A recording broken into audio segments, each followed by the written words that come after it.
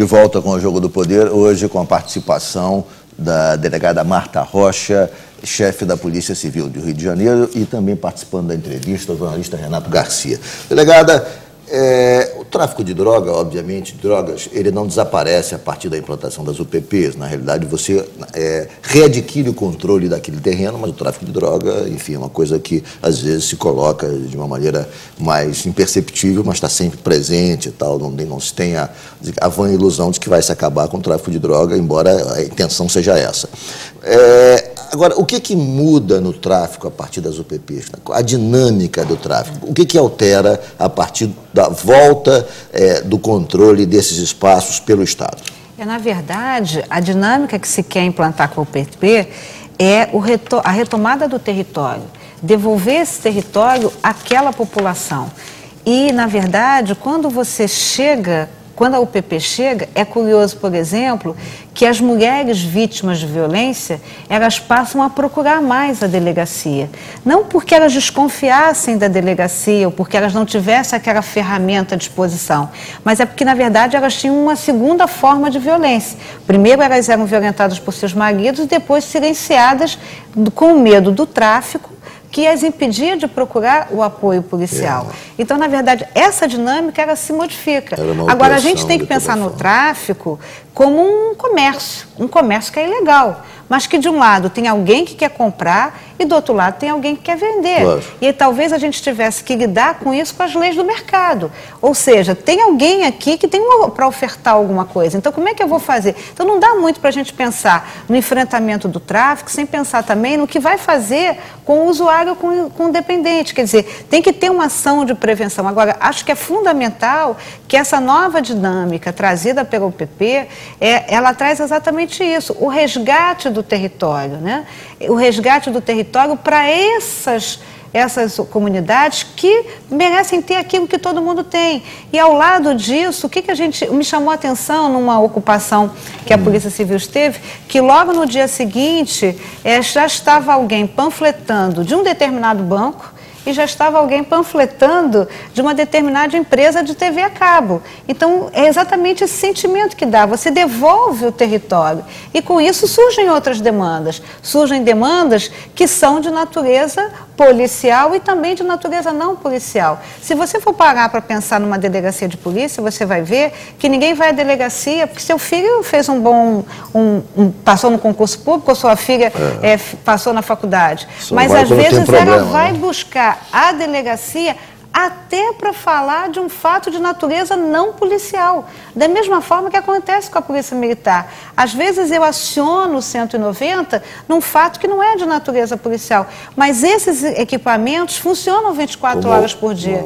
Esses equipamentos, eles estão à disposição.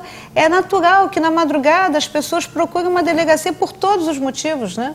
Então eu acho que essa dinâmica do território, é essa a grande vantagem, que é a ocupação e a permanência, né, nesse território, que faz essa dinâmica diferenciada. Claro que a gente não vai ter a ilusão de achar que de uma hora para outra vamos acabar com o tráfico, mas acho que tem outras conquistas, mesmo porque não dá para falar no tráfico sem pensar no momento anterior, né?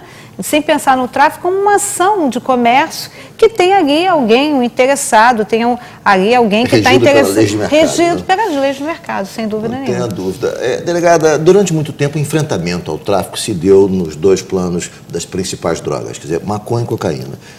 Recentemente, nos últimos anos, surgiram drogas novas. De um lado, para as camadas enfim, classe média alta, classe média, o êxtase tomando conta, as drogas sintéticas e tal. E nas camadas mais populares, o crack. Quer dizer, o que muda no enfrentamento do tráfico a partir do êxtase e do crack? O crack é uma droga barata. O crack está chegando muito cedo para a criançada, né? Nós fazemos, o Estado do Rio de Janeiro, em particular, faz uma ação conjunta com a Secretaria de Estado de Direitos Humanos, com a Secretaria Municipal de Assistência Social, com a Secretaria de Saúde, com o recolhimento, e nós temos recolhimento de crianças de 9, 10 anos. 9, 10 anos já entregues, né, ao crack. Entregues ao crack. Conseguimos, e aí, junto com a Prefeitura tem feito a internação e o recolhimento dessas crianças. Nós já estamos conversando com o governo federal para fazer no Rio de Janeiro uma ação conjunta, Prefeitura, Estado e Governo Federal, e é fantástico, né, que nas 3 esferas de poder as pessoas falem, conversem, né, e se articulem para conseguir resultados. Agora, eu acho que a gente tem que voltar a insistir na questão da prevenção. Eu faço sempre uma comparação do crack com a questão da AIDS. Quando a AIDS surgiu, nós víamos as pessoas andando pela rua e a gente via as pessoas adoecidas e com sinais aparentes de morte repentina, né? O crack, ele não passeia a nossa vista. O crack, ele está num gueto. Onde está o crack, está um colchonete velho.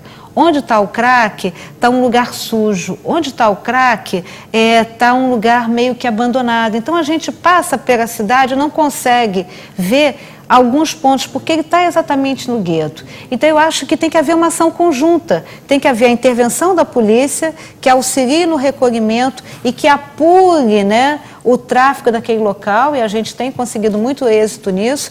A gente tem que ter a intervenção da saúde, a intervenção da assistência social, mas eu também acho que a gente tem que recuperar o espaço público. Eu acho que passou o recolhimento, né? Se aquele lugar que está ali abandonado, tem que ter um jardim bacana, tem que estar fechado, tem que estar, ele tem que estar potencial. O espaço urbano, ele tem que estar ocupado. É mais ou menos assim, devolve para mim essa cidade que eu quero, esse espaço urbano que eu quero, né? Essa política de enfrentamento do crack, adotada pela Prefeitura, eu acho absolutamente correta, mas provoca polêmica, o recolhimento involuntário de dependentes, na realidade. Há quem critique, algumas entidades supostamente de defesa de direitos humanos dizem que isso viola o direito de ir e vir, enfim, mas que direito é esse que a pessoa tem de consumir em praça pública, crianças e consumir drogas? De modo que eu acho que, na minha avaliação, enfim, na minha opinião, é absolutamente correta esse recolhimento involuntário de dependentes. Agora, qual é a sua opinião, delegada Marta Rocha? Eu quero, assim, dizer que essa decisão de você garantir o direito de ir e vir, o direito de ir e vir, ele só existe se eu tenho o direito à liberdade, ela só existe se eu tenho vida. E aquela pessoa, é impossível. Na criança e no adolescente, eu acho que a gente não tem o que discutir, não há o que falar nisso, né? Eu tive a oportunidade de acompanhar alguns resultados. O primeiro sintoma, as crianças ganham peso, né? As crianças têm dificuldade na fala, as crianças têm dificuldade no aprendizado. Não há como pensar em direito de ir e vir se a gente não garantir isso anteriormente. E o adulto, eu acho que a gente tem que deixar de ser hipócrita. Eu acho que a gente tem que partir isso para enfrentar. Isso também é uma questão de saúde pública. Isso é mais do que uma questão policial. A polícia civil, a polícia militar está ali ao lado para garantir e ajudar no recolhimento. A nossa delegada, a delegada Valéria Aragão, foi ferida 2 vezes. Isso importou a ela, entre outras coisas, a tomar um coquetel típico para quem tem AIDS. Isso dá, o simples uso desse medicamento causa a ela um problema como se fosse uma quimioterapia. Imagina. Então, se isso acontece para quem levou um esbarrão, levou, como foi o caso dela, uma mordida de alguém que estava usando crack, o que não está acontecendo com essa pessoa? Então, a gente vai falar em direito de ir e vir. Eu acho que a gente tem que ter um pouquinho mais ser um pouco mais centrado, talvez, né? Menos, eu admiro e entendo isso, mas acho que tem outras liberdades para serem garantidas nesse sentido. Eu acho que os nossos legisladores, eles tomaram uma decisão, quer dizer, eles costumam fazer isso, né? Formulam uma lei, mas, em contrapartida, não criam um instrumento para que aquela lei seja eficaz. Então, eu vejo esse combate ao crack como uma enxugação de gelo que vai virar eternamente. Quando os nossos legisladores resolveram descriminalizar o uso do entorpecente, eles não criaram um instrumento tipo, olha, não é mais crime, mas se for pego vai ser internado, a internação, como faz com o menor, né? Internação compulsória. Não, então, eu acho que um combate eficiente ao uso das drogas é internação compulsória. Porque a internação compulsória, como a senhora disse, é uma questão de saúde.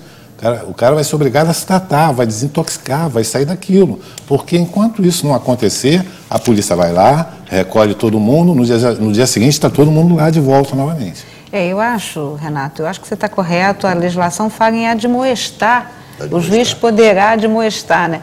No caso da polícia, a gente faz um registro de ocorrência, o usuário sai. Agora, eu acho que a gente tem que trabalhar na questão da prevenção, não há como pensar no enfrentamento da questão da droga sem pensar efetivamente na prevenção. Vou fazer mais uma vez um rápido intervalo e dentro de instantes voltamos com a delegada Marta Rocha no Jogo do Poder.